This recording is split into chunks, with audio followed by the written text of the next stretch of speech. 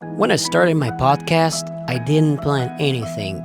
And you know what? It showed. And here's what I do differently now. So, as I said before, pre-production is a very important step for every podcast. Honestly, everything. Pre-production is planning. And I want to talk to you about the type of planning that I do when it comes to podcasting. Okay, pre-production. Goal: prep like a pro to save headaches later. Define topic and episode goals. Main message, takeaway, emotional tone. Outline or script. Honestly, I think outlines and key talking points are a good thing to do. Some things could be scripted, so like maybe call to action or, I don't know, hook. I've heard a creator saying that the only thing he scripts are the hooks, and then he has talking points. That's all.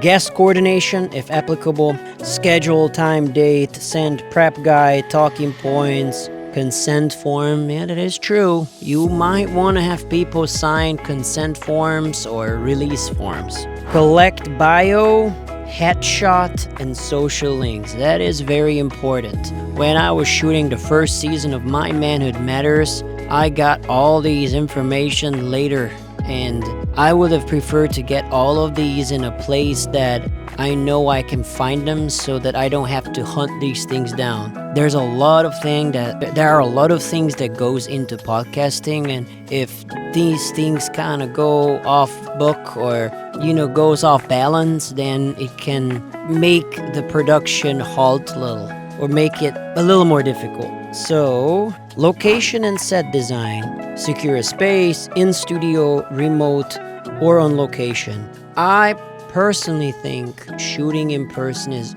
awesome and it's more personable.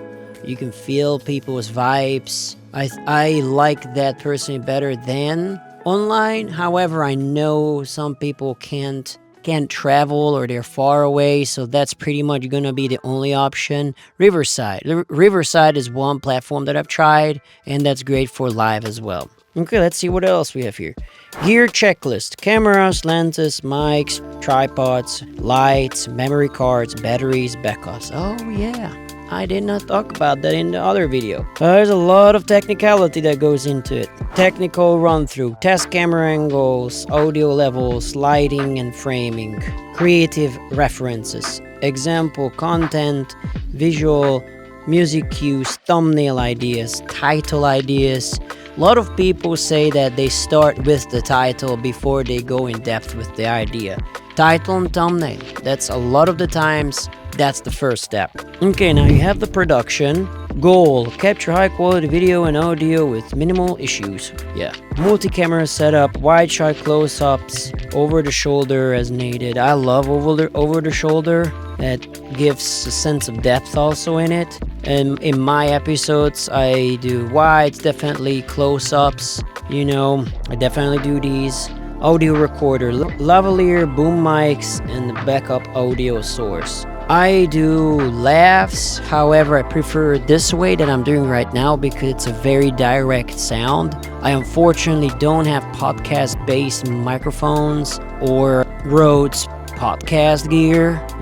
That's another expense. Maybe another time. I pretty much have kind of like the event videographer setup. I've got wireless microphones, lavaliers, but I do prefer recording audio the way I'm doing it right now, hand holding it and using the exact audio that goes into the receiver or the transmitter, whatever the word is in here, because it just sounds better. It picks up less of the other people's sound, which I've experienced that when I left people, it records a lot of room and it records a lot of other people's talking, so it becomes a bit of a headache. Okay, so multi-camera setup, audio recording, room tone and b-roll, capture ambient noise and cutaway shots. Live markers, note powerful quotes, key moments or timestamps during filming. I have seen people doing that, but as a one-man band, it's kind of difficult to think about all of these things. That's why I rely a lot on tools that I pay for.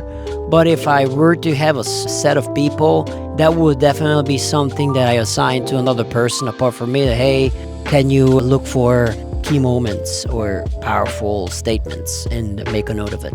Anyway, I don't know why I was looking at my Quantum 2626 PreSonus thing. Anyway, so host guest energy check. Keep it natural, engaging, and real.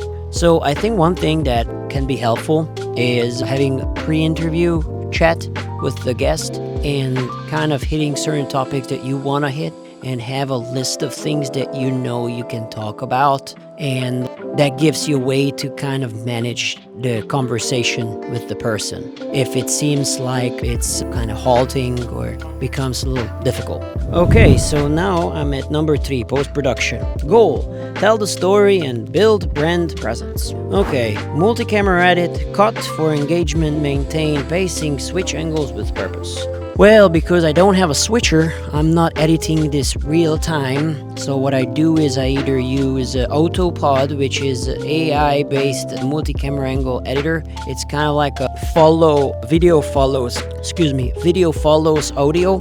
And there is AutoCut, which is another software that does a bunch of really cool features. It cuts your podcast, it finds viral moments, it cuts silences, it deletes bad takes, bunch of cool stuff. Anyway, so multi-camera edit, audio cleanup, so EQ, compression, denoise, normalize levels. That is another important element, not just what it looks like, but what it sounds like. Add graphics and text, so lower thirds, social handles, call to action, subtitles. These are all can be part of SEO. What basically, whenever you post a video, all these platforms scan the entire video and checks for all this information to get an idea of who might like this content. Okay, include branding elements, logo animation, intro, outro, bumpers, transitions, special thanks, acknowledgements, shoutouts, partners, guest plugs, background music, sound design, royalty-free music or custom music, the voice levels, teaser clips or cold open collage, hook viewers in first 10-15 seconds with a cinematic highlight reel, which I've talked about before. I started using this approach of having a 30 to 45 minute long what's to come highlight reel and then go to the episode. And then add outro, call to action, like, follow, comment, visit website, listen to full episode, etc. So that was the post-production.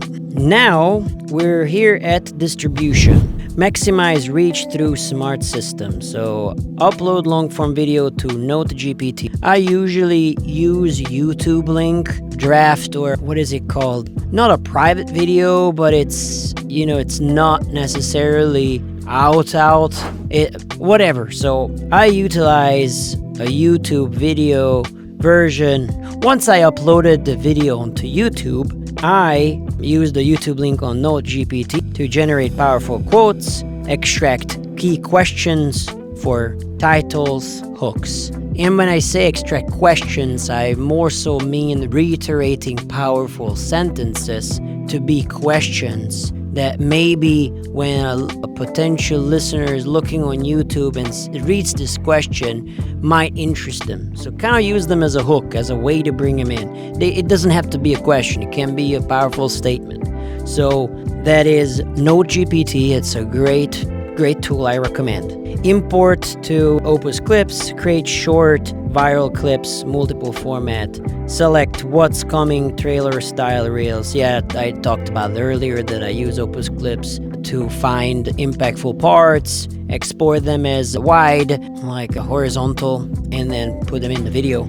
Anyway, after that, I export the SRT transcript, import that to ChatGPT for show notes, episode summary, credits, and guest bios. Well, guest bios, I want to use the actual bio, but reworded and added to the description, and add mission statement and social handles. I have a system for that, and I use ChatGPT. I fed ChatGPT a certain format, so when I feed this certain information, I get them in a certain information certain way that I use them. SEO optimized, so strong title with keywords, thumbnails, tags, hashtags.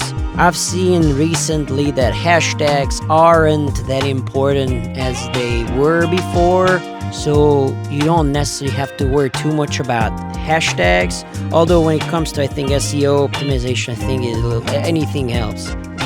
Thumbnail creation, use frame grabs and bold text. Create 3 versions for testing.